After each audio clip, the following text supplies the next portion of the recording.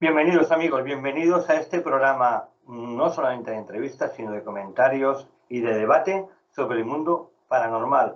Un programa conducido por David Flor, yo mismo, por Frank Meral, por Juan Carlos Chávez de Buscadores Inaudurible y Grupo Criptos y nuestra amiga Verónica Viera Tinila. Buenas tardes amigos, ¿cómo estamos? Muy buenas tardes.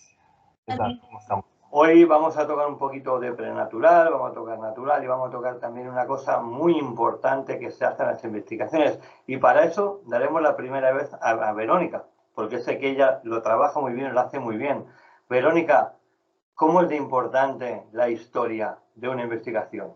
Háblanos de ese trabajo que haces a nivel de investigadora, a nivel de historia. Sé que tú lo haces muy bien y dedicas mucho tiempo a ello. Adelante. Pues es una parte muy importante, muy importante. Yo, por ejemplo, en un enclave no lo concibo sin una previa información histórica, porque te puede dar muchas pistas, muchos datos y te sirve también mucho de ayuda a la hora de los resultados que consigues para ver si concuerdan con esa información histórica. Entonces yo lo veo que es muy importante. También no solamente la información en general, no solamente la información histórica. Por ejemplo, poder hablar también con los testigos.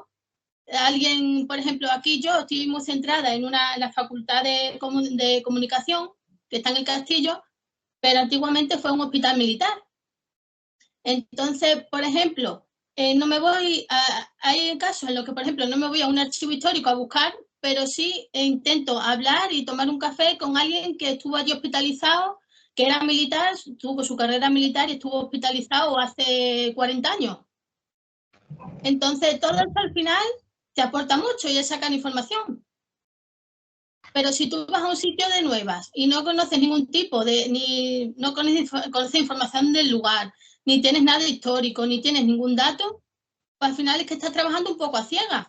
A ver qué capto, a ver qué no capto, y al final estás trabajando a ciegas. No es lo mismo que si tú previamente ya tienes tu información. Entonces, yo lo veo que es muy importante y casi, yo diría que necesario. Para hacer las cosas bien, necesario. Hombre, hay casos, por ejemplo, en los que te pones a buscar y por el motivo que sea, pues no encuentras información histórica. Igual en claves o lugares que no sean muy relevantes y que no estén registrados. A lo mejor una fábrica, pues a lo mejor nada más que te pone el año de construcción de esa fábrica y poco más. Puedes buscar alguna fotografía y que te venga alguna fotografía antigua de esa fábrica, pero a lo mejor no vas a encontrar información histórica relevante y de tanto contenido como si algo que ha sido, por ejemplo, un castillo, que está todo lo histórico de ese edificio, de ese castillo, está más registrado y está más documentado. Pero al fin y al cabo, lo poco que puedas conseguir, incluso ya os digo, pues de este sitio no tengo información histórica, pero mira, sé de alguien que estuvo hace 15 años allí hospitalizado. A ver esa noche que él estuvo hospitalizado, ¿qué sintió? ¿Qué percibió? Si vio algo que a él le resultara pues a lo mejor extraño. Entonces todo eso es importante. Ya os digo, hay lugares en los que vas a tener una información histórica muy rica y en otros en los que a lo mejor te va a poner, fue una gravera, su inicio de construcción en el año 1972 y ya no va a haber más información histórica. Pero es que ese mínimo ya te está aportando algo. Entonces yo lo veo muy, muy necesario. ¿Cuáles son los primeros pasos que das cuando llegas a un lugar? Supongo que haces el plano del lugar, tomas las medidas de las paredes o de las estancias, pero supongo que también que haces una faena de búsqueda con los arquitectos del pueblo, supongo, con los planos municipales, con el historiador, ¿no? También mirando las cavidades interiores que no están a la vista, pero sabes que existen en el subsuelo. Supongo que todo esto lo llevas a cabo y lo llevas milimétricamente, ¿no? ¿Y todo, Verónica? En la medida que puedo, sí que es cierto que yo, por ejemplo, no lo hago, sinceramente no lo hago, por ejemplo, a nivel, por ejemplo, como lo podía hacer vosotros, ¿no? Que tenéis vuestro equipo. Yo es que, por ejemplo, yo lo hago porque me apasiona, pero lo hago yo sola. O sea, me centro en un enclave, busco información histórica, intento entrevistarme con personas y tal, pero luego, por ejemplo, A ver, en otras ciudades yo no lo sé, pero por ejemplo en la mía estos temas como que o no lo toman muy en serio o no hay mucha divulgación o no hay mucho conocimiento. Hay gente que igual lo toma en serio pero da miedo. El caso que yo, por ejemplo, a la hora de buscar recursos, ayuda y tal, a lo mejor encuentro más gente, eso, gente de a pie, gente que haya tenido vivencias allí, pero a nivel arquitectos y cosas de esas, tanto como a eso no, David, no he llegado. Bien, ahora vamos por Frank, que Frank también sé que también se toma la historia a través de sus libretas, de sus apuntes, de sus dosieres, que son muy amplios. Yo los conozco, por ejemplo, estamos... Dime, Verónica, dime. Perdona, también es cierto que yo llevaré en esto un par de años. Entonces, también luego cuando puedo, ¿no? Por ejemplo, que digo, bueno, pues tengo mi equipo y yo me dedico todos los sábados a ir a una experimentación. Lo voy haciendo pues a mi modo, bien hecho, pero a mi modo, a mi manera. Entonces, pues ahí voy, en este mundo que me apasiona, pero ya os digo, a lo mejor no es un estudio como el que a lo mejor podéis hacer vosotros, ¿para qué engañar? No, evidentemente cada uno trabaja en la medida que sabe o como puede, ¿no? Y también el factor de tiempo y de trabajo que le preceda, claro, evidentemente. Yo lo dejé todo, por ejemplo, por hacer esto y tengo el tiempo, todo el tiempo del mundo. Frank trabaja y tiene tiempo limitado, como lo tendrás tú, Verónica, seguramente, como lo tiene Juan Carlos, ¿no? Evidentemente, cada uno trabajamos a medida de lo que podemos, ¿no? Pero vamos con Frank, porque yo he visto, estaba hablando sobre todo de los dosieres que ellos hacen como buscadores de lo inaludible, que yo los he visto, los he palpado y he visto que son unos dosieres extraordinarios y el tiempo que les lleva, ¿no? Háblanos de estos dosieres, Frank, porque a mí me llamó mucho la atención, por ejemplo, que lo hemos comentado antes, lo de la Masía 20, cuando vinieron los propietarios, se les dio el dossier y alucinaron por un tuit. Oye, si aquí hay cosas que desconocíamos, ¿no? Los mismos propietarios, ¿no? Y qué importante esos dosieres para poder saber luego lo que nos vamos a encontrar a modo paranormal, ¿no? Evidentemente, los payasos investigadores que les llamo yo, esto no lo hacen ni de sombra, ¿vale? Entonces, de eso se trata, de enseñar a todo el mundo que esto es tan necesario como llevar, pues, cualquier tipo de aparato o cualquier tipo de cosa, porque si en esa investigación histórica no puede luego concordar unos resultados que te salgan con la verdad del lugar, ¿no? ¿Verdad, Frank? Sí, sí. Verás, lo primero, lo principal es saber dónde vas, saber cómo está, qué historia había. Como hemos dicho muchas veces en el programa de antes también, hemos dicho que, por ejemplo, hay lugares en los cuales puede haber habido dos vivencias distintas.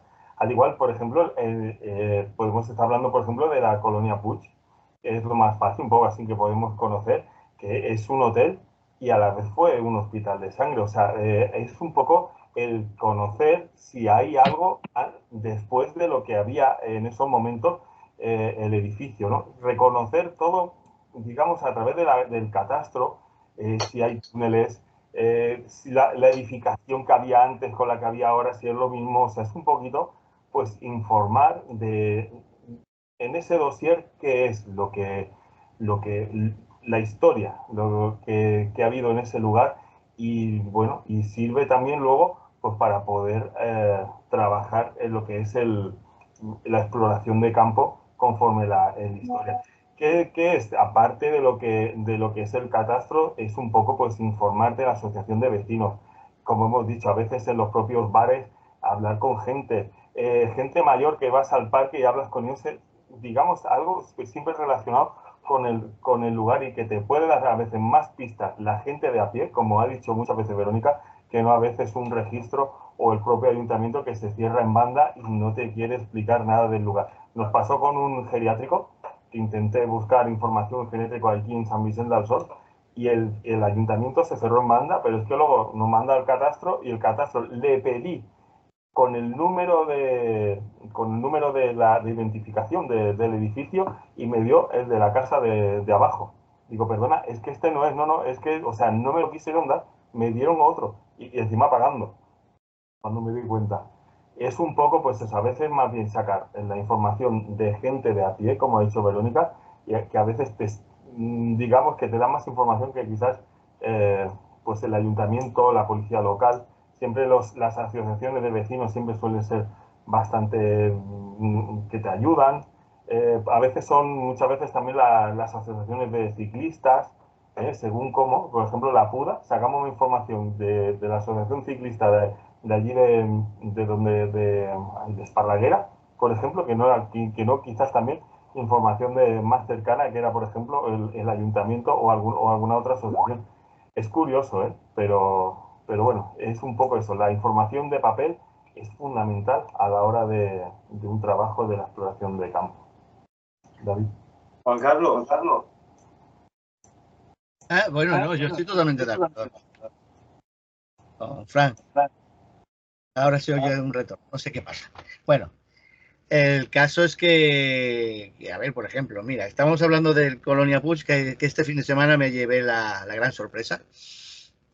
Porque, a ver, no es un trabajo, sino yo tengo un libro sobre toda la historia de tanto de las familias como desde la época del siglo XIX, cuando era un hostal que se llamaba Masia de la Creu, el Hotel Marcet, que hoy en día es el monasterio que hay enfrente, y toda la historia. Bueno, la sorpresa fue enterarme de que hay una empresa de derribos que ha derribado el Hotel Colonia Puig.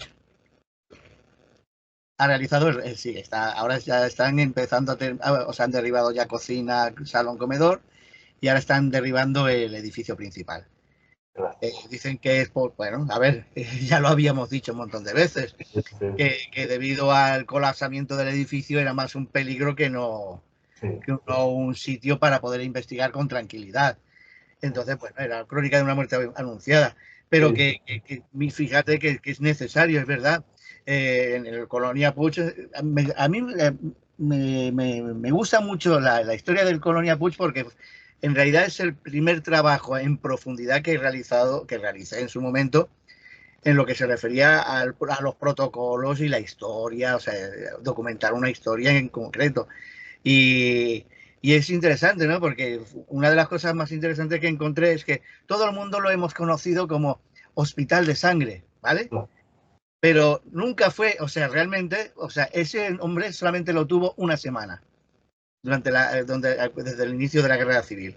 Porque tengo incluso una copia del documento en Manresa, donde haciendo una inspección al edificio, ven que está tan bien equipado y tan bien preparado que prefieren utilizarlo como centro de recuperación de veteranos de guerra para los que son los heridos del frente, que han recibido una primera cura, y de esta manera pues le hacen ya entonces lo que es la rehabilitación. Gracias a eso, por ejemplo, pues encontré información del hotel, pues las historias que había habido con la CNT, los trabajadores que estuvieron implicados incluso en la desaparición de la familia Puig. Incluso me pasaron una foto, que es la última foto, 15 días antes de la desaparición de la familia Puig, en la que en la foto pues aparece la familia al completo con unos amigos que eran de Mossos d'Esquadra de Monistrol. Y entonces, pues ya digo que es muy importante, porque a veces empiezas con un hilo y como digo yo, empiezas a tirar del hilo, y al final no es un hilo, es un telar, ¿no? O sea, empiezas a encontrar información brutal. Más adelante, pues vino lo que era la investigación de lo que es la investigación de campo. Un poquito a lo mejor por echar por tierra la famosa leyenda de que le llamaban el Hotel de las Sombras. Y claro, yo en su momento pues había descubierto que debido a la posición donde se encontraba el hotel, era muy dado a que ciertos efectos de luces dieran lugar a sombras, sobre todo en el pasillo principal, de la primera y de la segunda planta. Y entonces se le denominó el Hotel de las Sombras y toda la historia. Burradas que se han dicho también, pero bueno. Y entonces, pues, a partir de ahí han venido todo lo que son las investigaciones o los protocolos de investigación desarrollados posteriormente, para básicamente descubrir pues que bueno, era un lugar muy, muy interesante en su momento, pero que realmente actividad, lo que se podría denominar actividad, no tenía. O sea, era muy difícil encontrar una psicofonía o una Sí, una psicofonía de mínimamente inteligente o respuesta inteligente. La inmensa mayoría de los elementos que se encontraron o se captaban eran ecos de los típicos ecos del pasado, o sea, mensajes o cosas, frases inconexas muchas veces, y sobre todo información y tal. Elementos interesantes, por ejemplo, en el tema histórico, es, por ejemplo, precisamente el Colonia Puig, lo que, aunque no haya una conexión directa, lo que a veces se produce en el directo, ¿no? En una de las últimas ocasiones que tuvimos, sí, posterior a la pandemia, mira por dónde encontramos en una zona, pues se encontró la carta de boda, con el menú y todo, muy deteriorado, de una pareja. Día tal, o sea, ponía todo. Yo la tengo, conservo aquí una réplica. Mira por dónde le hice la reconstrucción, la escaneé, hice la reconstrucción completa de la carta por dentro y por fuera. Y no contento con eso, no se me ocurre otra cosa que decir, oye, ¿y si encuentro a esta familia? Encontré al hijo. El hijo tiene una floristería a unos 80 metros de la Sagrada Familia. Contactamos y me dice, no, si mis padres están vivos, viven aquí detrás, viven aquí un poquito más atrás. Bueno, les di el material, súper emocionados por una razón muy sencilla, porque resulta que 15 días después de la boda, una vez que habían vuelto del viaje de boda y todo, se les prende fuego el piso y no conservaban nada de la boda. Y entonces, lo interesante fue, ¿qué nos ha llamado a hacer esto, no? Dice, es como si un elemento invisible dice, haced el favor, darle esto. O sea, y estaban súper emocionados. Un matrimonio ya mayor, que en el año 70 se casan, y recuperar, pues 40 años después, 40, 50 años después, 50, encontrarte con que alguien, un total desconocido, te viene con el original plastificado, guardado así para ellos, y una réplica reconstruida, claro, incluso los vinos y todo. Y entonces, pues, esa es la emoción, digamos, de todo el trabajo histórico y todo el trabajo de investigación en algún lugar. Es que ya digo, como dice Fran, o sea, es que te llevas sorpresas, demasiadamente. Está plagada de historias, bueno, unas muy bonitas, otras algún un poquito truculentas, pero muy interesantes. Y ya más o menos. Lo que has dicho tú de documentos, de fotos, muchas veces hemos estado en sitios, por ejemplo, yo con Frank, donde tuvimos aquella famosa psicofonía que siempre hablamos, en aquel sanatorio, ¿cómo se llamaba aquel pueblo? En el Panadés. Ah, sí, el Pax. ¿Te recuerdas que en el edificio de al lado, el de detrás, donde estaba la maquinaria, había aquellas fotos de todas las personas que habían pasado por aquel, había todo el archivo fotográfico de todas las personas que habían pasado por ese sanatorio? Fue un documento emotivo, ¿no? Porque tú cogías las fotos, las mirabas, las veías, incluso algunos ponías hasta el nombre, la fecha, y sabías que el 90% de esas personas que salían en las fotos estaban ya fallecidos. Por tanto, ya tenías algo para trabajar aquella zona, porque tenías, digamos, como un pasaje directo a esa persona a través de su fotografía, ¿no? Que te podía servir para trabajar una psicofonía, un psicoanálisis o como quieras llamar.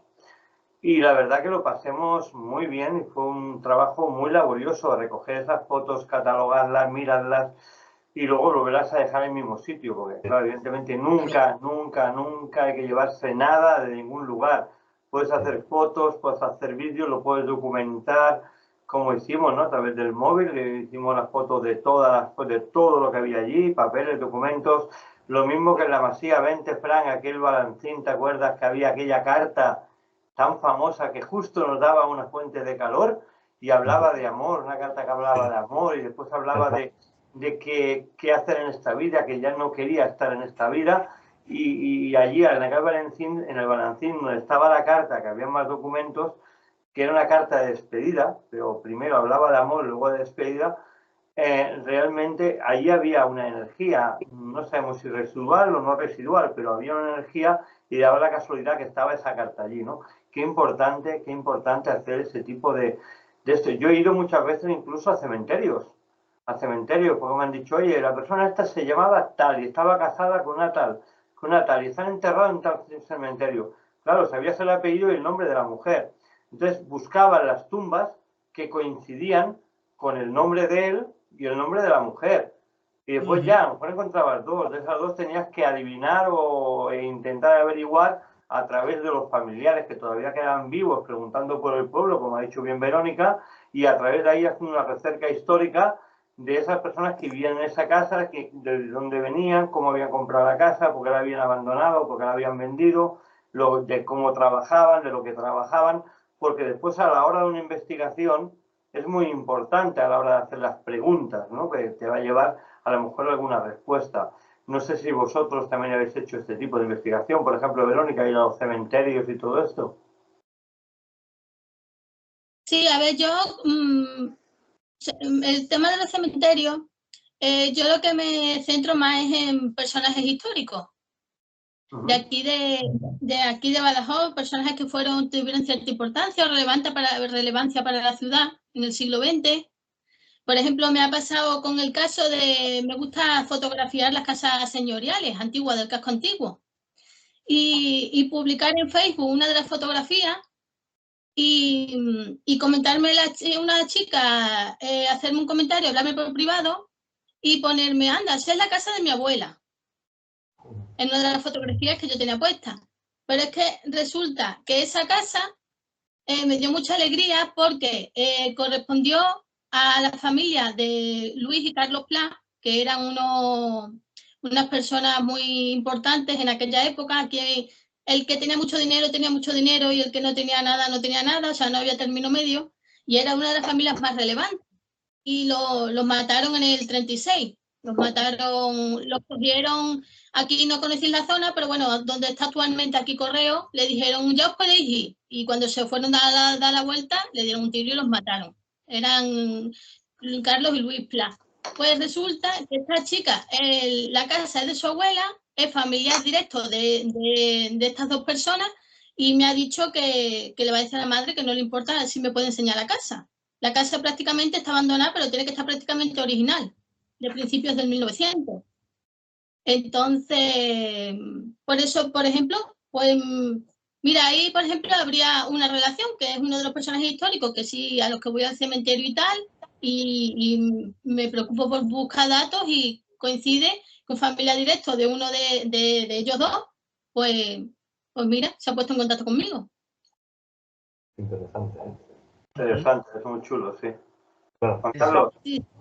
Es que a veces no es o sea, no es lo paranormal buscar, sino lo bonito es a veces cómo las familias han perdido el rastro de antecesores suyos y gracias a personas como nosotros que buscamos una información para otras cosas que la usamos y sin embargo hemos ayudado a unas terceras, ¿no? Es increíble. A veces el trabajo bien hecho ya no es solo por una exploración de campo, sino muchas veces por ayudar a otras personas, como lo de la Masía 20 cuando llegaron, por ejemplo, que llegaron, se les dio el dossier.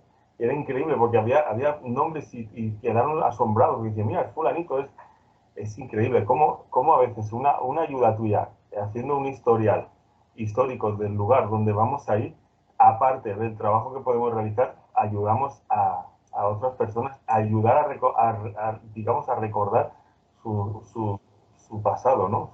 Sus familiares, que es bonito lo que he oído de Verónica y también increíble lo que he oído de Juan Carlos, que esa es un trabajo hecho, que no es porque no hayas encontrado un fantasma o porque no hayas encontrado, vamos a quitar al margen, sino fíjate, el gran trabajo realizado. Una historia muy bonita. Y es muy bonita. Ya digo, todos tenemos unas historias súper, o sea, es que sería súper interesante. Ahora me estoy acordando precisamente de un detalle que, bueno, tenemos a un amigo que organiza el congreso en Murcia, el congreso Más Allá, Antonio Pérez. Y Antonio Pérez, por ejemplo, pues llegó un momento que claro, sus trabajos personales, habían otros equipos de investigación, incluso un programa de televisión, que le estaba robando el material. Estaban publicando quitando su nombre incluso. Y entonces él dice, a ver, todas estas investigaciones, todas estas históricas, todas estas investigaciones de campo, dice. Y él ha escrito un libro, y lo tengo aquí atrás, que se llama Ponga atención, están ahí. Pues ese libro está plagado, solamente son un número X de casos que él ha investigado, como puede haber Frank, tú haber estudiado, o Verónica, o incluso David, o yo, ¿no? Que podemos haber investigado en profundidad, y entonces eso se ha convertido en su libro, se ha convertido en capítulos. Y claro, yo he pensado, digo, a veces, digo, joder, tanto que esta historia, o sea, esta experiencia que vamos acumulando, y la posibilidad en un cierto momento de o hacer un super vídeo, unos programas, o escribir un libro y decir, oye, mira, para que me lo roben otros, me lo quedo yo, o sea, que es mío, es el trabajo. Es que es una cosa que a veces nos da un poquito de miedo a la hora de, por ejemplo, de publicar, el que tantas y tantas horas y días de estudio y demás, que llegue una tercera persona que parece muy de buenas y tal, y te robe el trabajo. Y te quede, que dices, bueno, es que sí, te da mucha rabia, da mal nombre al tema, pero la persona en cuestión se está lucrando con, o ya tiene su nombre ahí en letras de oro, ¿no? Como a veces la gente que piensa que esto es llegar ahí y ponerse, ¿no? Como un pensar con letras de oro, no, a ver. Y no sé, yo lo estoy planteando y no sé si es una cosa también que podamos plantearnos como investigadores. Tanto, o sea, estamos hablando y estamos intentando, esto es un camino de dar un poco, de clarificar un poco lo que es, qué son los protocolos, qué tipo de protocolos seguimos, qué aparatos, ya hemos pasado por lo de qué aparatos utilizamos y tal, y bueno, y una carrera detrás, que a lo mejor vale, no llevamos 20, 30 años algunos, bueno, pero una serie de cosas, trabajos bien hechos, que considero que es muy interesante de alguna manera plasmarlo para que terceras personas, o sea, el público pueda disfrutarlo. ¡Hombre! Tenemos a Gustavo con nosotros. Bienvenido, señor Gustavo, alias la dama de Elche. Buenas tardes. Muy buena. Has tenido problemas pantalla. Estamos hablando de la parte Sí. histórica, de la investigación. Te estaba hablando Juan Carlos, seguimos escuchándolo, nos estaba diciendo y te damos paso a Gustavo. Sí. Yo voy a terminar con que estabais comentando precisamente lo de las visitas a veces a cementerios y tal. Yo el cementerio más interesante, no digo que aquí en España no haya, pero en un pueblecito en Francia, en la Francia, como digo yo, la Francia profunda, un pueblecito de 500 habitantes, y encontrarme con que lo tenían abierto el cementerio nuevo y el cementerio viejo. Y lo interesante del cementerio viejo era que era como muchas veces como las películas, ver esas cruces y esas estatuillas, ¿no? Medio torcidas y tal. Y lo que me llamaba mucho la atención era observar a los nombres, o sea, porque aquí ya no tanto, pero allí los epitafios son brutales, o sea, fulanito de tal, y ponía debajo, pues mira, muerto heroicamente en la Primera Guerra Mundial, no dicen Primera Guerra Mundial, no, hablan en la guerra mundial entre Francia y Alemania, por nuestro país, no sé qué, en el frente de tal sitio. Y te explican eso, ¿no? A la edad de tanto, dices, uy. Otro señor, ¿no? A lo mejor al lado, un señor dice, no, murió de unas fiebres con 80 y pico años, digo, y a veces me quedo y digo, bueno, claro, es que si no es la fiebre con esa edad en aquel entonces. Sí, es una fiebre del corazón. Si no se muere de una fiebre, se cae de un estornudo, yo qué sé. El epitafio que me ha hecho gracia, ¿no? Aparte de, claro, lo dices tú, a veces te enseñan historia, pero es uno que ha salido muchas veces en las redes sociales, que es de aquel yerno que cuando muere la suegra le puso rip, hurra. ¿Sabes? Es real, ese epitafio existe, digo, hostia, se llevaba bien con la suegra, ¿me entiendes? Pero bueno, claro, es curioso, también los cementerios te enseñan mucha historia, evidentemente, porque la gente sí tiene, ahora no tanto, pero antes sí tenía la costumbre de poner pues muerto en la guerra de tal, el día tal, el número de tal, el fusilado por tal, y te ponían todo, en el epifacio te lo ponían absolutamente todo, que eran los padres, que eran los hijos, de donde vivía. Verónica, dime. Aquí una anécdota, yo tuve la suerte de poder dar una tarde un paseo con un historiador. Y a lo que estáis hablando, pues, igual hay cosas que si alguien no te las comenta, pues no las sabe. Había una lápida que ponía, fulanita de tal, muerta cristianamente el día tal de no sé qué. Y tú dices, bueno, pues das por hecho de que antes sí se utilizaban a lo mejor lo que decís, ¿no? Para poner las lápidas ese tipo de cosas, ¿no? Pues es que por lo visto le habían estado acusando de pertenecer a la masonería. Entonces, cuando murió, quisieron dejar ahí escrito como muerta cristianamente. O sea, que son, pero si a lo mejor vas con alguien que eso no lo sabe y no vas con nadie que te lo explique, pues son detalles que son curiosos, pero pasan desapercibidos. Evidentemente. Gustav, ¿qué tienes que decir de la historia antes de una investigación? ¿Sobre qué? ¿Sobre los cementerios? No, sobre investigar la historia de los sitios antes de una investigación, de los dosieres. Sí. Sí, eso es lo que hacemos nosotros. Nosotros antes, si no vamos a un sitio en concreto, por ejemplo, dijéramos, si ahora voy con buscadores y hemos quedado para ir a comer a un restaurante, dijéramos, y por el camino hemos encontrado algo, vamos directamente y hacemos una pequeña investigación del sitio, ¿no? Y después cuando volvemos a casa, pues es cuando buscamos la historia y cosas de esas, ¿no? Pero si vamos directamente ya a un sitio, pues antes ya nos informamos, miramos dónde vamos a ir a tal sitio, pues miramos los caminos, si es peligroso, si no es peligroso, si es fácil, dónde dejar el coche, si hay que caminar mucho, caminar poco, ¿no? Y claro, una vez llegado al sitio, pues claro, pues miramos lo que siempre hemos comentado, los peligros que pueden haber, si se puede visitar, si no se puede visitar, porque ahora actualmente en muchos sitios ya los están vallando, ¿no? Hay sitios que hay cámaras, ¿no? O habían cámaras, porque hay algunos sitios, como por ejemplo la Puda, hay letreros que hay cámaras, pero ya no hay ni una sola cámara, se las han llevado, ¿no? Y hacemos así. También miramos las coordenadas del sitio, miramos por satélite también la zona, porque hay veces que en el plano se ve plano en el plano, pero después cuando te encuentras una ermita que tienes que caminar 1 kilómetro andando, pues jode, ¿no? Y además si es una ermita o algo, hay que ver alrededor de la ermita si hay precipicios, si hay barrancos o el camino que asciende, ¿no? Porque claro, nos puede pillar la noche, después para bajar hay que ir con cuidado, todo eso. Pues todo eso intentamos averiguarlo antes de ir, ¿no?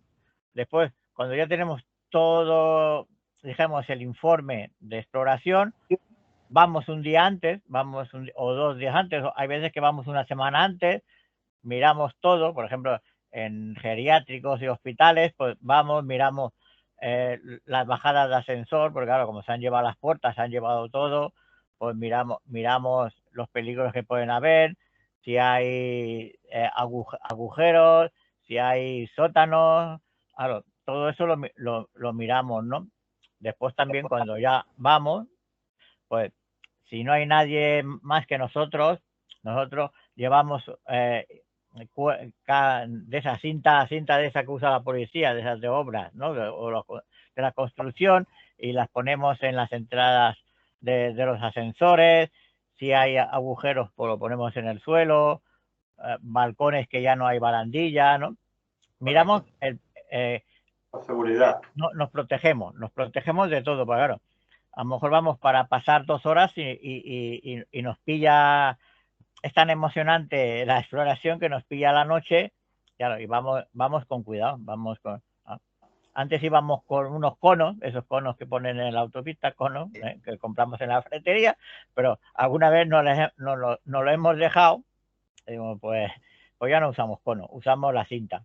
Compramos un rollo de cinta y vamos... Y después, bueno, después ya cuando llegamos a casa, pues en esta semana o lo guardamos y en próximos días, pues se analiza todo, se analiza los vídeos, las psicofonías, todo lo que hemos pillado, ¿no? Porque claro, en nuestro grupo pues hay la Isamari que hace fotografías, hace vídeos, no, alguna vez también lo hacemos nosotros, después si viene algún invitado también o algún compañero pues también graba, hacen vídeos, pues todo eso lo recogemos y nos dedicamos a analizar todo, ¿no? Y es lo que hacemos, no hay nada más. Y como tú siempre has dicho, la libreta, apuntamos todo en la libreta y después lo pasamos al ordenador, ¿no?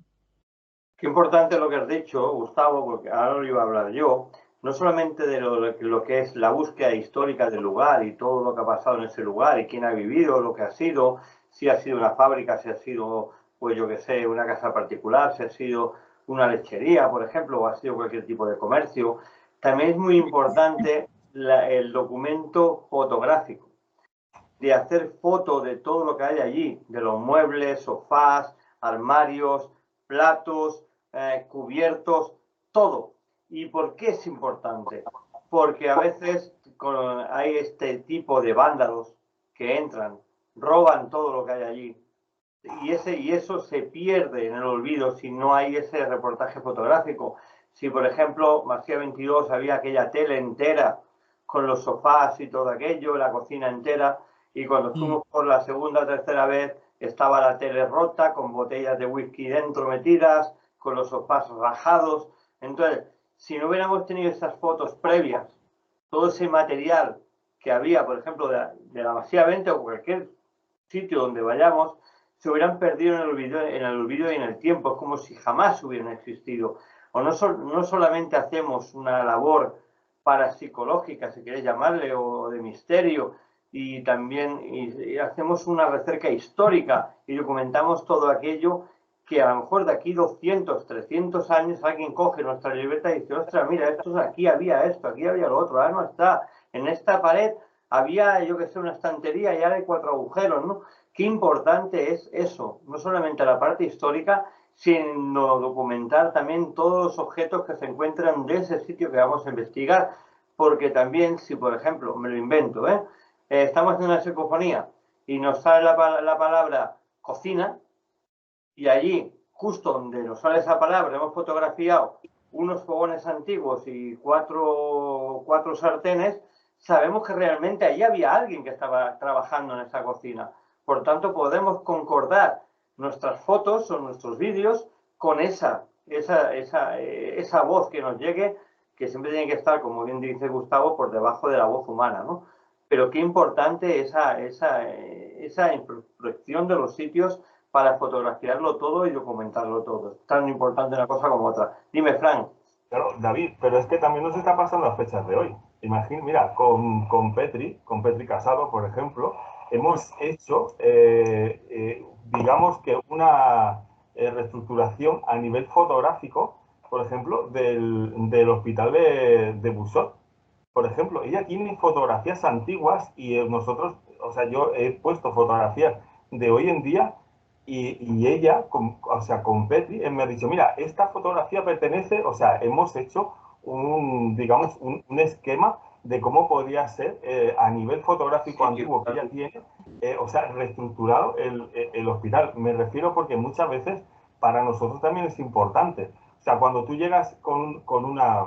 Porque, por ejemplo, lo que aparte buscamos también fotografías antiguas, pues muchas veces Gustavo también hace una recreación de lo que es, por ejemplo, lo que es la pared y la fotografía que era antiguamente, ¿no? Es interesante porque muchas veces llegas allí y dices, mira, pues esto parece una cocina, o esto parece, o sea, tú mismo con la cabeza intentas, pero si vas con un poco, que vas estructura un poquito las fotografías antiguas con las que, como está hoy destruido, también es muy interesante, por lo menos, saber ubicarte qué podía ser cada instancia del lugar donde estamos. O sea, es importante lo que dices, pero ya lo estamos haciendo a día de hoy, y es interesante porque cuando vas al sitio no dice, oye, esto me parece que puede ser, esto me parece... No, ya casi con la información que tienes de fotos antiguas y las fotografías de hoy en día, haces como un corte y pega, por decirlo de una manera, y puedes más o menos descifrar en qué lugar estás y qué puede haber en ese sitio antiguamente, ¿no? Es increíble. O sea, ya no estamos hablando ni de paranormal ni nada, sino simplemente de la historia del lugar y hacer un fichero, un dossier, correctamente, ¿no? Y es increíble. Yo, por ejemplo, Fran, lo que estás comentando, Fran, yo lo hago mucho en el programa de historia, no en el paranormal, el de historia. Busco la foto actual y la foto antigua. Entonces pongo la foto antigua y luego pongo la foto actual. No pongo una y luego la otra, ¿no? Tú verás la antigua y luego ves la normal, ¿no? Pero también cuesta mucho hacer este tipo de trabajo porque buscar fotos antiguas es muy difícil y muchas están con registros de autor y es un trabajo muy difícil porque tienes que localizar al fotógrafo, pedirle permiso por que te firme el papel cuando te la deja editar. Es un trabajo también muy difícil, pero cuando consigues al menos de 100 fotos cazar 4 iguales, o sea, antigua y nueva, es muy bonito, es muy bonito. Muy bonito porque te explica la historia del lugar muy detalladamente. Sí, sí.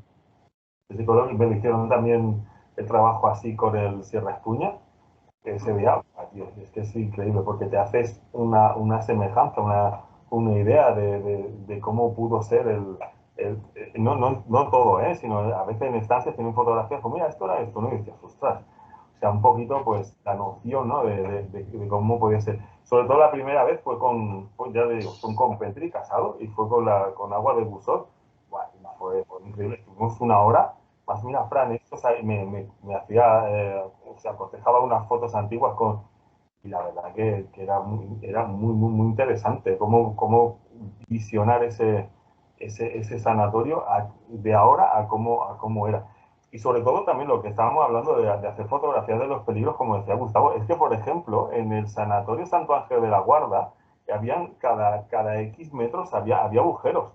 Había agujeros porque por ahí subían los tubos del Tropicano, del oxígeno, y la gente era inconsciente. O sea, tú entras de noche allí y vas andando normal y es que te caes. Ya antes de ir o después de, no me acuerdo, mandó una foto en el cual hubo un accidente, que un chaval cayó un par de plantas hacia abajo, que si caes centrado, es que llegas hasta el sótano prácticamente.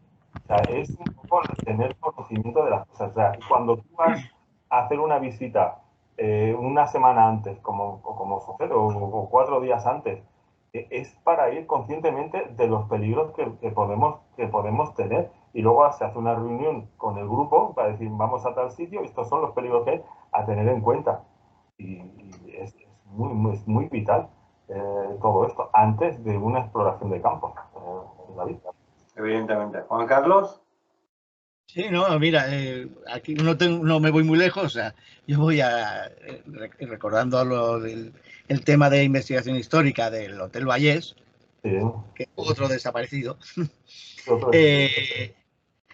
Pues fue muy interesante porque incluso conseguí, por terceras personas, pero conseguí el listado de cuando, claro, los jugadores del Mundial del 82 resulta que estuvieron en ese hotel. Bueno. Y en ese hotel estuvo la selección argentina. Pues conseguí fotos de la selección en cuestión, donde estaban abajo en la piscina y toda la historia, lo que era lo que tú dices, o sea, la comparativa del hotel desde un ángulo en su época a cómo está hoy en día. Pero es que además conseguí la posición, o sea, las habitaciones de donde estaban ubicados los jugadores, ¿vale? Maradona y tal y cual. Y me hizo mucha gracia porque lo grabé anecdóticamente, porque me fui a buscar la habitación en cuestión, la segunda planta, la 206, ponía Diego Armando Maradona, la habitación 206. Peticiones especiales, un televisor en color.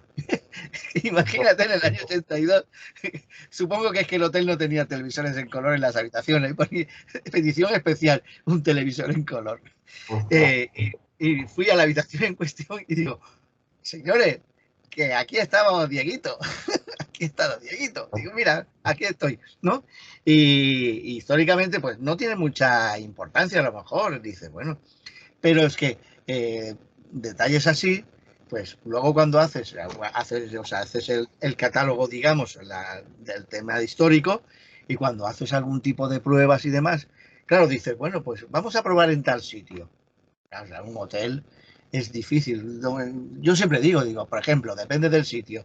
En un sanatorio, las zonas más calientes, por ejemplo, pueden ser algún tipo en la planta donde estén en los enfermos más terribles, digamos, las enfermedades más profundas, ¿vale? En otros, por ejemplo, en otras plantas no, porque en otras plantas a lo mejor son los leves, no sé qué, no sé cuánto, dependiendo de la enfermedad que tenga. O, por ejemplo, son zonas interesantes, pues que son las habitualmente, por ejemplo, donde hagan los tratamientos más agresivos que podríamos decir hoy en día. Es como, por ejemplo, si tú vas a la Puda, por ejemplo, lo que queda hoy en día, pues lo que resulta siempre interesante y como que hay una carga especial, aunque se las hayan llevado, es la zona, aquel pasillo largo donde están todas las bañeras, aquellas en su época eran de mármol, hoy quedan 2 o 3, o sea, algunas las han roto y todo, pero es una zona que da igual que aunque vayas de día, que hay una cierta iluminación, es algo gótica y todo, ¿no? O sea, la construcción, y es muy interesante, pero notas esa carga. Que luego, por ejemplo, vas hacia arriba y dices, bueno, voy a recepción. En recepción no tienes nada. Luego, por ejemplo, un poquito a la derecha es donde estaba antiguamente el salón comedor, que hay fotos del salón comedor y tal, pero vas allí y también dices, no, ¿no? La capilla que quemaron, por ejemplo, la capilla que quemaron, que está un poquito a la entrada, digamos, del recinto, esa parte, por ejemplo, también tiene cierta carga. Pero claro, es complicado porque encima es una zona que ha sido vandalizada y que ha sido quemada. Entonces ahora el tipo de energía o lo que puedas captar muchas veces ya queda muy distorsionado. Pero que es muy interesante, ya digo, lo de la fotografía a la hora de posicionarte, ¿no? De decir, oye, pues mira, en tal sitio. Antes de que se colapsara, en el Colonia Puig tuve la suerte de encontrar también incluso fotografías de una habitación en concreto donde salen una serie de camas de soldados recuperándose y hay unas enfermeras y tal. Tuve la enorme suerte de que supe que eso había estado en su momento en la segunda planta, donde ponía el cartel por fuera Red Ram, que es la parte, digamos, más externa del hotel. Y entonces, pues, que daba acceso a una puerta donde había la escalera de bajada y había otra puerta que daba a las salas contiguas. Pues mira por dónde antes de que colapsara, ya digo, tuve la enorme suerte de poder con esa foto pues ver la posición, ¿no? Y te haces una idea muy interesante de este tipo de investigación. Con lo cual, ya digo que yo personalmente llamo a realizar este tipo de investigaciones más en profundidad. Primeramente porque no solamente no es el urbex clásico de decir, vamos a meternos aquí dentro. No, es eso que llama de decir, no solo voy a buscar fantasmas o fenómenos paranormales, no. Sí, la mayoría de las veces no vamos a encontrar realmente fenómenos importantes, o sea, alguna psicofonía, algún eco del pasado y tal. Pero lo importante, lo interesante que es llamar y decir a la investigación, de decir históricamente, oye, pues es un reto de decir, oye, pues voy a tal sitio. Pues mira, es una antigua ermita o es un edificio que está adosado a la casa parroquial. O vamos a tal sitio y tal. Y ver el tema histórico, pues, oye, pues a lo mejor no tiene mucha historia. O la mayoría de las veces, este país en los últimos 200 años, bueno, siempre, pero en 200 años últimos, tantas guerras, un país tan convulso, ha dado a muchas historias, se genera mucho eco del pasado, sobre todo, y que ya digo, yo llamo a eso, a la gente de decir, venga, vamos a ponernos y vamos a tal sitio, vamos a investigar y vamos a ver hasta dónde podemos llegar. Más que el tema de decir, captar. O sea, realmente, si captamos bien, lo más importante es eso, hagamos las prácticas y hagamos las cosas y consigamos una normalidad en los protocolos. Eso ya está. Verónica, ¿tú qué opinas, hermano? Sí, que lo que están diciendo los compañeros es muy importante, porque tú vas a un sitio y ves cómo es, por ejemplo, la habitación, los pasillos y tal, en el momento actual. Pero pongámonos que estamos en un edificio de 300 años de historia que ha tenido varios usos. Yo, por ejemplo, aquí en el de la facultad tengo planos de distintos años y te pones a ver y ha habido muchas modificaciones. Ese edificio tiene dentro dos bibliotecas, una es pública y la otra es privada para los estudiantes de la facultad. Pues una de ellas fue la sala donde estaba la cama de los enfermos y la otra biblioteca era la zona de quirófano. Pero claro, tú vas y si no te preocupas de buscar históricamente, o vale, pues estás allí en una biblioteca, pero a lo mejor no sabes que así donde morían personas, donde operaban a las personas, qué uso tenía. Me pasó una anécdota en uno de los pasillos por fuera, porque yo donde puedo evidentemente acceder mayormente es a las dos bibliotecas y a la cafetería, porque al ser una facultad que está en activo, he ido a hablar con el rector, he ido a hablar primero con el decano, después con el rector y espero que algún día pueda conseguir el permiso. Pero claro, yo si voy por la mañana están por allí los estudiantes, yo donde no me puedo poner allí a hacer pruebas, donde puedo acceder pues a ver qué puedo percibir, qué puedo dar en la biblioteca o en la cafetería. Pero una vez estando el edificio cerrado, yo por fuera de la cristalera me empiezo a encontrar mal. Me empiezo a encontrar mal, se me revuelve el estómago, un dolor de cabeza fuerte, que me tuve que ir porque es que sin fuerza en el cuerpo. Y llevaba una medalla, que la llevo aquí, de San Benito. Y cuando llego a casa, mi madre me echa la bronca que qué he hecho con la medalla de mi abuela, que ella la tenía puesta y digo, ¿qué pasa? Y cuando fui a ver, la cadena estaba completamente negra. La medalla de San Benito estaba intacta. Pero sin embargo la cadena es completamente negra, que concuerda con lo mal que yo me estaba sintiendo y la falta de energía que estaba teniendo y el malestar que estaba teniendo.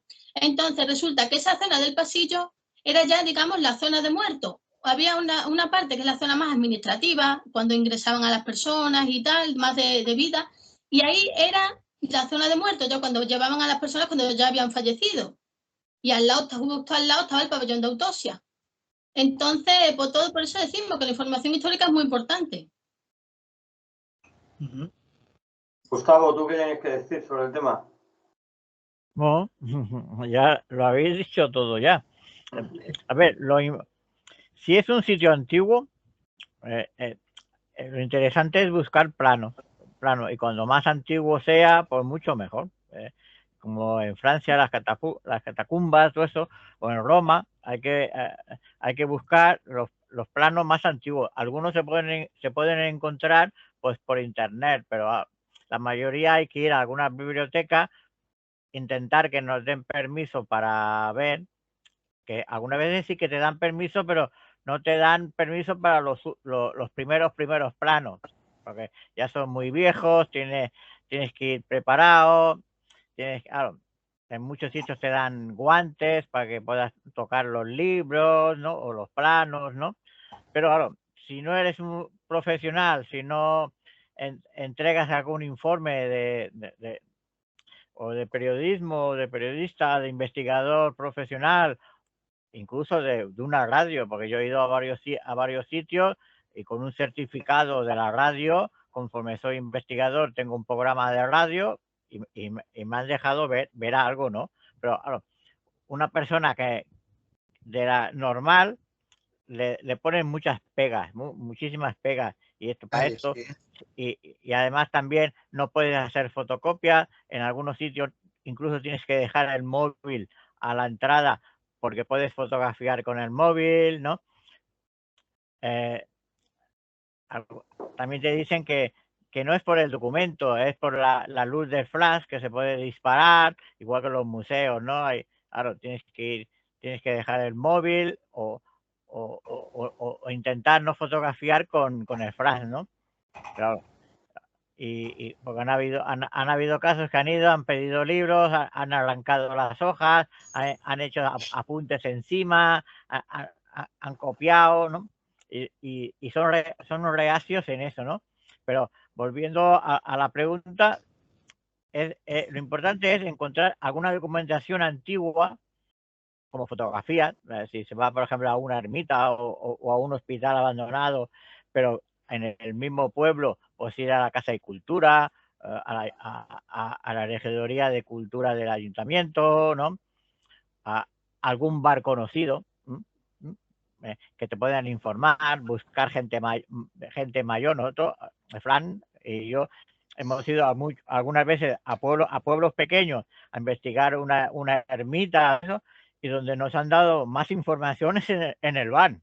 Claro, y simplemente pagando una ronda, pagando a 4 personas y empiezan a hablar, incluso te indican, pues mira, en tal calle hay el historiador del pueblo, se llama Menganito Dos Palotes. Claro, y hemos ido a su casa, algunas veces nos han recibido muy bien, nos han informado. Claro, ¿por qué? Porque han visto que somos profesionales, aunque digan lo que digan, pues somos de TCI, somos del CI, algunos hablan bien, otros hablan mal, pero claro, la gente del pueblo le enseñas un carnet y dices, mire, somos investigadores, tenemos un programa de radio, tenemos un programa de televisión, colaboramos con esto, y se sueltan, empiezan a hablar, que si menganito, si fulanito. Claro, hemos ido alguna vez a cementerios, y nos han dicho, pues en tal sitio está el que era el enterrador.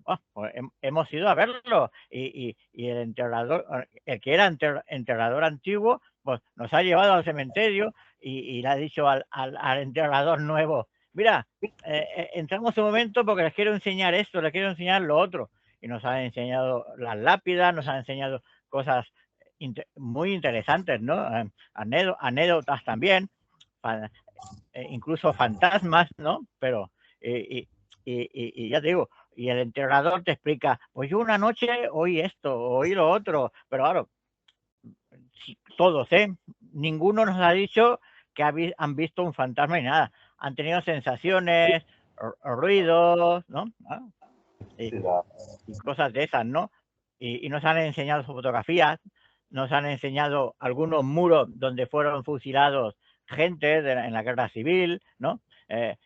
Y incluso fuimos a uno que hasta nos enseñaron la parte musulmana, ¿no? De la parte como los entierran. También nos han explicado, pues claro, los musulmanes también tienen sus fantasmas, no solamente somos nosotros, ¿no? Y también algunos pues nos han explicado esto, nos han explicado lo otro, ¿no?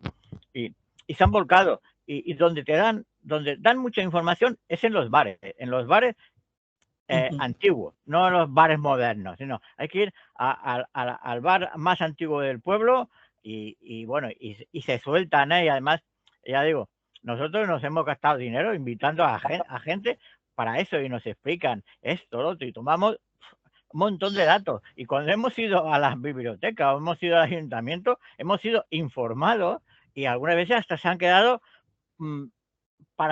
paralizado diciendo, ¿cómo pueden saber ustedes esta cosa? Si es una cosa del pueblo, ¿no? Porque claro, nos hemos informado. Hemos pedido permiso. Han tardado 2 meses darnos el permiso para algunas cosas, porque hay veces que no nos dan para todo. Nos dicen, no, esto. Hay otros sitios que sí, nos dan permiso, pero ahora tenemos que pagar un dinero porque vienen con nosotros algún agente cívico, algún agente cívico. No porque toquemos nada, pero pues si hay algún peligro, si no hay por ejemplo, en San Juan, si hemos ido a algún sitio, pues han venido los de los forestales, por si hay fuego, ¿no? Han venido los del ayuntamiento, los curiosos, porque también hay curiosos en muchos ayuntamientos, incluso hasta algún alcalde y concejal, curioso, pues sí, ¿puedo ir con vosotros? Pues sí, puede venir, no hay ningún problema, ¿no? Y se han fotografiado con nosotros y la mayoría ayudan, pero hay otra mayoría que no ayudan, que te dicen, no, porque nos pueden quitar credibilidad, nos pueden quitar esto, pero a ver, yo por ejemplo hablo de mi pueblo, que hay 2 o 3 sitios que el ayuntamiento no me han querido dar permiso. Pues vale, pues estupendo. En cambio, otros sitios sí que me han dado permiso. Incluso hay una casa grandísima que tengo autorización, vídeos, fotografías y entrevistas con los que eran dueños, Lo que pasa es que como el ayuntamiento se ha quedado ahora la casa para hacer un museo, nos ha prohibido, nos ha aconsejado que no pongamos el vídeo, porque, claro, habrá gente que ya no iría al museo, ¿no? o esto o lo otro, nos han puesto quejas. En cambio, alguna vez me he encontrado al que era el dueño, y oye, Gustavo, ¿y el vídeo qué? ¿Cuándo lo sacáis a la luz? Y ya se lo hemos explicado, digo, tenemos problemas, no tenemos, pero tenemos vídeos, tenemos fotografías. Además, en ese sitio se rodó una película de terror. Hace años, hace 20 y pico, casi 30 años, se rodó una película de terror. Hubieron casos, dijéramos, de Poltergeist. Nosotros no estábamos, pero nos lo explicaron. Además, en el diario de La Vanguardia también explican el caso, que el director de la película se encontraba mal, un cámara se le estropeó la cámara, habían luces que se caían, hay un pasillo que da un poco de miedo porque es alargado, ¿no? Es una masía dentro del pueblo, ¿no? Bueno, porque antiguamente era una masía, pero después se hizo el pueblo alrededor y está dentro del pueblo. Hay un pasillo largo y el director de la película y el productor no entraban, no querían entrar, ¿no? Los actores solo se iban hasta la mitad del pasillo, no entraban hasta el fondo, ¿no? Y nosotros tenemos fotos y vídeos nuestros que estamos dentro del pasillo y no nos ha pasado nada. Eso sí, da un poco de miedo y estamos bravos, ¿no? El ayuntamiento se ha quedado por un momento con todo lo que había dentro del caserío y es guapísimo. Allí hubieron en la guerra civil, que como buscaban a los curas, todo eso, en esa casa se hacían las misas, ¿no? No iban a hacer las misas a la iglesia, se hacían dentro de esa, claro. Y hay una impregnación, hay una capilla, una capilla, ¿no? Además hay el dormitorio, es muy interesante, pero bueno, nosotros tenemos las fotos, tenemos los vídeos, tenemos la película medio hecha, pero como no nos dan permiso, pues ahí la tenemos. Algún día a lo mejor sacará, o algún día van a hacer alguna película y como nosotros tenemos la mayor información, la vendemos. Claro, esto es así, ¿no? Claro, pero que no como esto, Evidentemente. como eso, claro, lo que ha dicho Juan, la puda, ¿no? La puda tiene una cosa que es parecida a la fuente del God, David, y es por donde sale el agua. Yo no sé, David, si ha sido a la puda. Sí, de la puda, aparte conozco la historia, que lo hemos estado hablando, la puda, la primera vez que se supo de la puda fue en el terremoto de Portugal y se abrió todo lo que es Montserrat y apareció la puda a través del terremoto, que hubieron un montón de muertos, hubieron centenares de muertos y la puda realmente nació allí, con el terremoto de Lisboa, en Portugal. Imagínate lo fuerte que fue, que murieron decenas y decenas de personas en toda Europa. Luego hubieron también, como ha dicho Fran, dos riadas también muy importantes, pero la ruta energéticamente relacionada a la muerte tiene mucho. Otra cosa. Yo lo que quería comentaros muy rápido, que entre la fuente del Gor y la Puda, a la entrada de la Puda, a mano derecha, hay una fuente que sale agua. Y es muy parecida a la fuente del Gor. Ahí, que diga Fran, ahí sí que nos metimos y recorrimos más de 100 metros por dentro de ese túnel. Pasa claro, la lora era imposible y teníamos que ir con las máscaras de gas. no de oxígeno, sino solamente las que usan los pintores, y nos metimos dentro y para ver hasta dónde llegaba. Y, igualmente abajo, en la puda, abajo, en la parte de abajo, en un jardín que hay, un almacén. El almacén está a mano izquierda y a mano derecha hay una entrada que también va a otra fuente que por ahí está seca, no sale ningún tipo de agua. Y también ahí entramos un buen trozo hasta que nos impidió una gran roca que parece ser que se descolgó y ya no se podía entrar. Pero lo curioso era eso, era por donde salía el agua, porque era a la entrada de la puda. No era donde pasó el terremoto no, arriba. Algunos el terremoto ocurrió en Portugal. En Portugal. Sí, en Lisboa. Sí, pero se abrió. En Cataluña, sí. Claro. Una cosa, vamos a ir acabando porque ya hemos pasado de la hora. Vamos a hacer una ronda. Empezaremos por Frank, que ha levantado primero la mano. Seguimos con Verónica, Juan Carlos y luego, Gustav, nos tienes que explicar una cosa de unos aparatos. Pero vamos a continuar primero con la ronda. Verónica, Frank, perdona. Dime. Hay una anécdota muy buena que fue con Gustavo, Ismael y yo, que fuimos a buscar un convento, no sé si te acordarás, por Lérida, perdidos, que era un bar de ocupas, que era todo aquello una de estas ¿cómo era? Era una fábrica de... sí, hombre, fuimos a una... Textil, era una fábrica textil. Sí. Llegamos a un pueblecito y era una fábrica súper grande de textil y íbamos buscando un convento.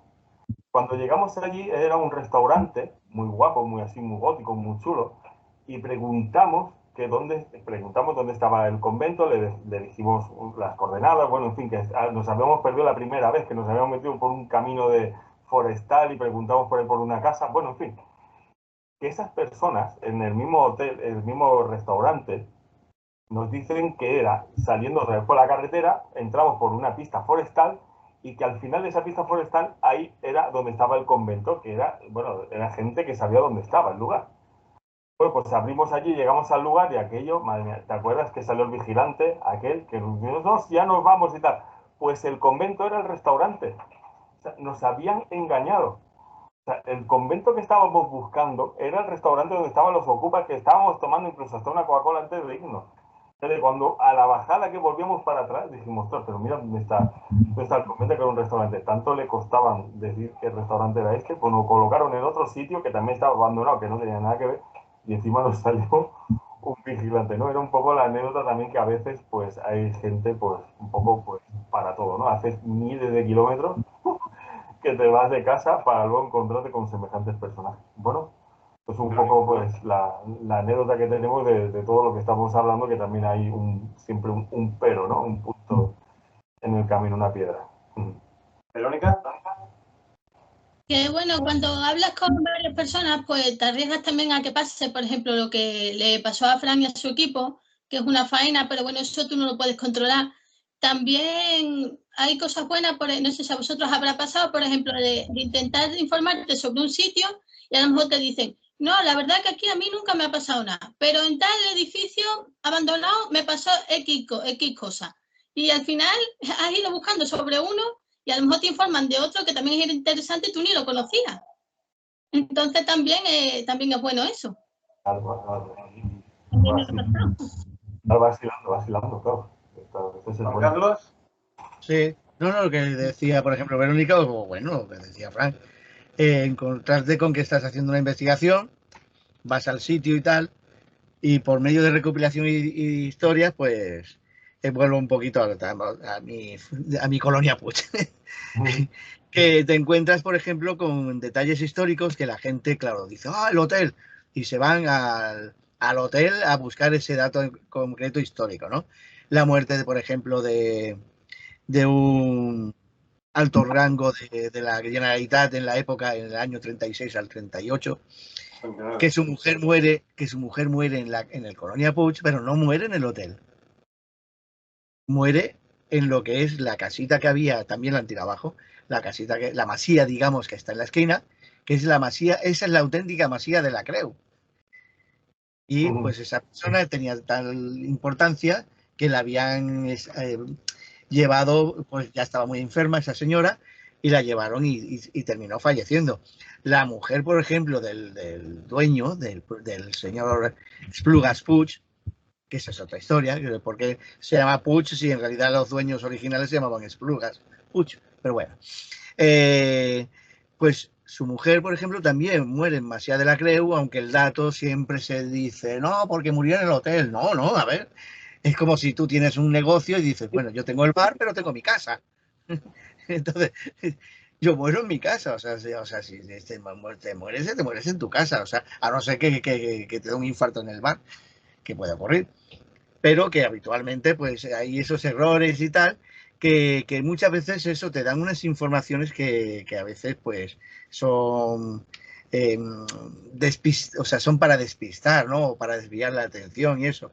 Yo recuerdo es eso, que la principal pega que he tenido con el Colonia Puig ha sido no la comunicación, como dice Frank, con las personas de Monistrol o de Marganell, por ejemplo, que es donde vive sobre todo los descendientes de la familia Esplugas o Elías Serra, sino, por ejemplo, con las autoridades o con elementos más importantes que te dicen, oh, de esto no, todo esto se quemó. Que dicen, todos los datos de esto se quemó. No, de esto no hay archivos y tal. Y terminas hablando pues con una masía, con la gente de un sitio, con la gente de otro, y realmente es donde encuentras, muchas veces a lo mejor son informaciones erróneas, leyendas urbanas, pero bueno, que luego pues nuestro trabajo es ir filtrando y descubriendo el detalle, digamos, de esa verdad, ¿no?, histórica. Y poca cosa más. Ya hoy ha sido muy interesante. Ha sido bastante interesante. Sí. Para acabar, lo prometido es deuda. Gusta en privado me ha preguntado que le diga, le pregunte por 2 cámaras o 2 aparatos y por unos grupos que ha estado él, se ve que ha estado enfrentado o algo así. Gusta, ¿qué te ha pasado, hijo mío? Cuéntanos. Sí, no, es muy rápido. Es para dejar un poco más terminado el último programa que hicimos de aparatajes, ¿no? Que era para enseñaros ¿dónde está? Ah, sí. La cámara que usamos, usamos varias cámaras, pero las de ocultación que usamos son las pequeñitas, son estas. Sí. Vale. Son estas, que tienen una autonomía de unas 8 horas en grabación continua, ¿eh? Después, si se programa, puede grabar por encima, pero lo importante es que no grabe por encima. Hay que configurarla para que tiene 8 horas, pues va grabando y graba de día y de noche, ¿no? Una vez encendida, ella misma, cuando se hace de noche, automáticamente se pone en búsqueda de oscuridad. Y estas son las que usamos cuando vamos, que las colocamos en sitio y anotamos en la libreta, claro está, donde la hemos colocado.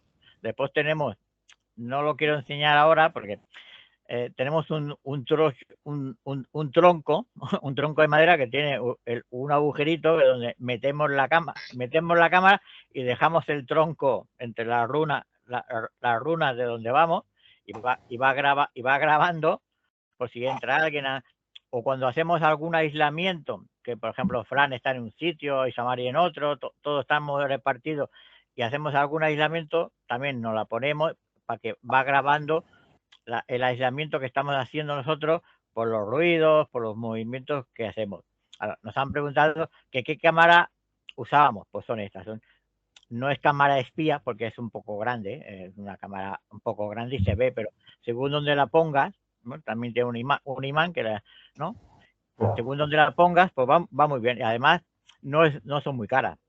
Parece que valen 12 euros. 12 euros. 12, 15, sí, de 12 a 20 euros. Sí. Son baratísimas. No vale mucho más.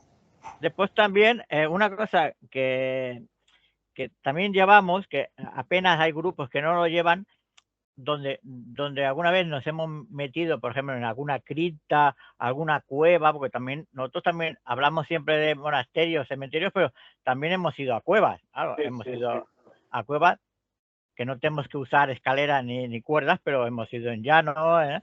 y lo que usamos son los aparatos de control de si podemos respirar o no, porque antiguamente se llevaban en las minas los canarios para ver si había gases tóxicos. Ahora, nosotros nos llevamos un detector que detecta casi todos los gases que pueden haber, ¿no? Y cuando entramos, pues, si es la primera vez que entramos, vamos con la mascarilla, con la máscara, pero también entro yo, normalmente soy yo el primero que entro, y voy con el aparatito para adentro, para ver si el oxígeno que hay está malo, si hay algún problema de gas, todo eso, ¿no? Y eso también es muy interesante. Creo que algún grupo también lo tiene, pero hay otros grupos que se meten en sitios y te dicen, uy, llevamos media hora adentro y nos duele la cabeza. Claro, a ver, que cada vez que te metes en una cueva hay que ir con cuidado, ¿no? Yo tengo una bombona de aire pequeñita, que por el momento la uso solamente cuando buceaba. Ahora ya como ya no buceo, pues no la tengo en casa, pero alguna vez me la he llevado, pero no la hemos usado, ¿no? Pero te dice cómo está el aire, ¿no? Esto es otro aparatito. Y después las quejas que quiero hacer, bueno, sí, también, aquí, los detectores de luz, también nos han preguntado si hay estos que son pequeñitos, son detectores de armario, pero por infrarrojo, totalmente oscuros se activan, y además son baratos, y también se puede poner un imán y o se puede poner al lado de la cámara, ¿no? Y son baratitos y hacen una luz y duran 5 o 6 horas, ¿no? Esto es otro rato. Y ahora hablamos de lo negativo, porque me tienen, bueno, no sé si es por tu programa, David, pero nos están atacando por todos los lados, ¿no?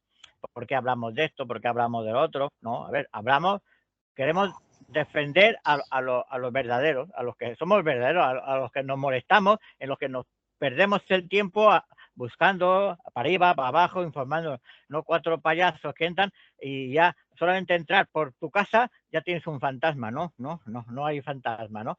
Claro, comenté en un programa anterior vuestro lo de Torres Albana, que ahora como ya no se pueden usar drones, usan globos. Claro. Y lo mismo, tiene la misma pena. Son estas linternas que valen €1 en los chinos. Lo sujetan a un hilo negro, a un globo negro, y sueltan el globo, ¿no? Y esto va volando, y a oscuras, cuando fotografías, ves lucecitas, y te dicen que son ovnis, que son fantasmas, pero claro,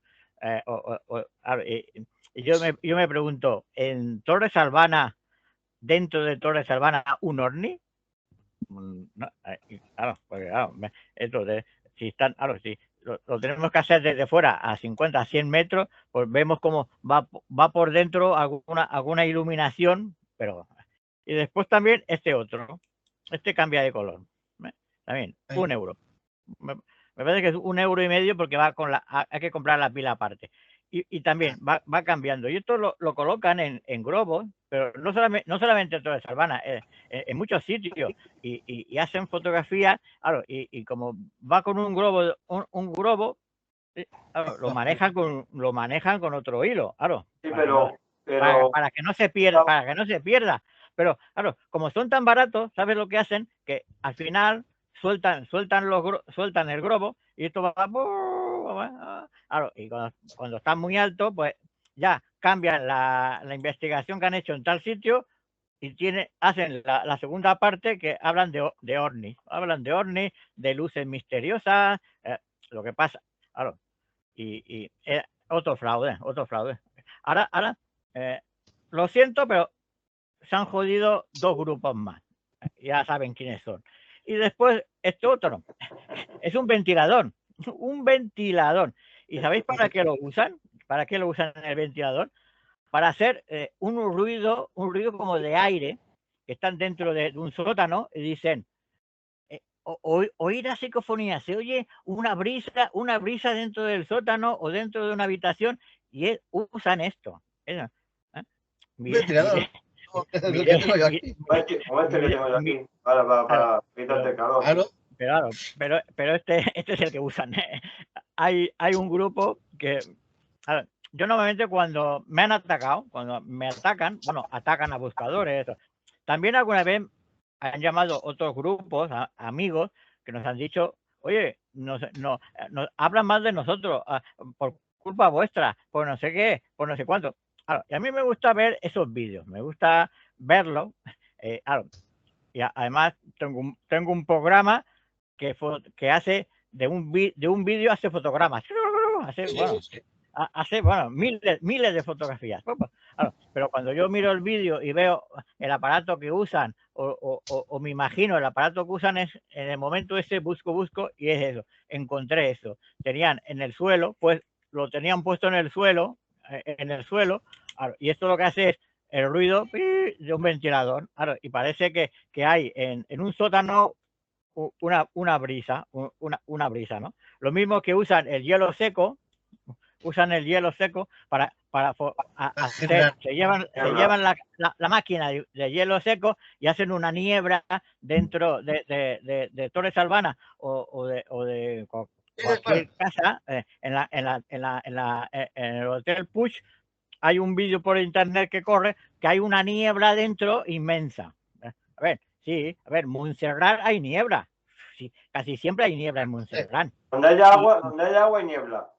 Y puede ser que la niebla verdadera entre dentro del Hotel Pool o en otros sitios. Pero hay veces que están en un sitio en concreto y sale como una niebla. Y ya, claro, y eso es fraude, es engañar, engañar a la gente. Y lo mismo que usar unas plantillas y con pintura reflectante, poner la plantilla en la pared, usar el spray para que de noche brille.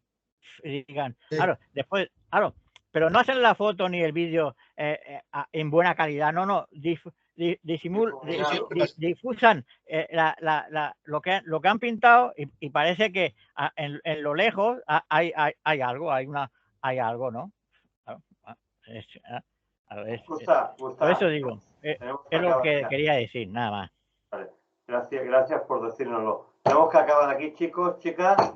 Muchas gracias a Buscadores de lo Inaudиble, a Juan Carlos y a Augusta, a Juan Carlos Chávez, a Juan Carlos Chávez por Grupo Criptos, a Verónica por estar aquí con nosotros y os esperamos a la semana que viene en este programa que intentamos descubrir la verdad o intentar educar un poquito la cultura del misterio, como hay que hacerlo, y poner las cosas en su sitio, aunque moleste, como dice Gusta, a muchos. Si molesta y pica, que se rasquen. Es lo único que tengo que decir. Amigos, hasta la semana que viene. Y a ustedes los esperamos aquí en este programa de Publicitar TV con un servidor, David Flor, de Buscadores de lo Inaudible, con Frank Meral y Gustavo, y con Juan Carlos Chávez para el Grupo Criptos. Hasta la semana que viene, amigos. Hasta luego. Chao.